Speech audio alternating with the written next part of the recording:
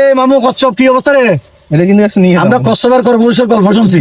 এই দেখো এই সেই কচ্ছপ অনেক বড় এত ঘুরতে ঘুরতে রে কচ্ছপ রে, দেখেন রাস্তার উপরে কি সুন্দর ভাবে। হ্যাঁ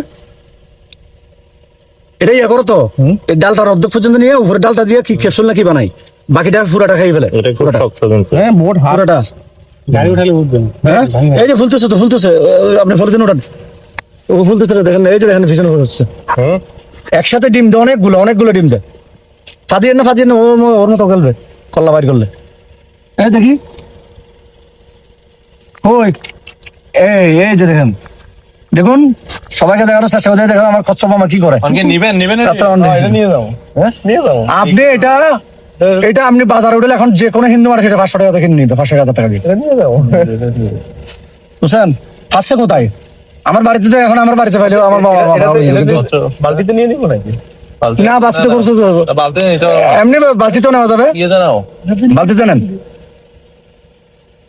1 কেজি হবে, 1 কেজি 1,000 টাকার উপরে যাবে। 1 কেজি হবে এটা? হ্যাঁ কারণ এটা তো শুধু খল্লাটা ফেলাই, এই ফিটের দ্বারা নেটা ছাড়া ভিতরে মাংস এই দ্বারা নেটা ছাড়া এখানে নরম, এগুলো সব এগুলো সব খাই যায়।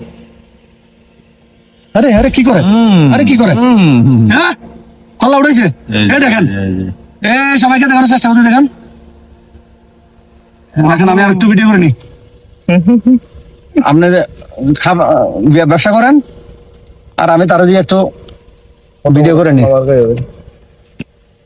কন্টেন্ট ক্রিয়েটর হলে এটাই একটাই লাভ আমাদের। দেখুন রাত্রেবেলা এদিকে কি দেখা যায়, ওই যে ইন্ডিয়ার সীমান্ত, এই দেখুন আর এখানে রাস্তার মধ্যে এসে আমরা কষ্ট খাটতেছে। ওদিন বিশাল একটা শোল মাছ পাইছি রাস্তার উপর, এতে সারাদিন চাষ ধরিয়া ওনার হাত থেকে জাপটা দিয়ে পড়ে গেছে। এটার সাথে কিন্তু আরো আছে, এটা জোড়া আরে ডিম দিয়ে হচ্ছে অনেক দূর। নেন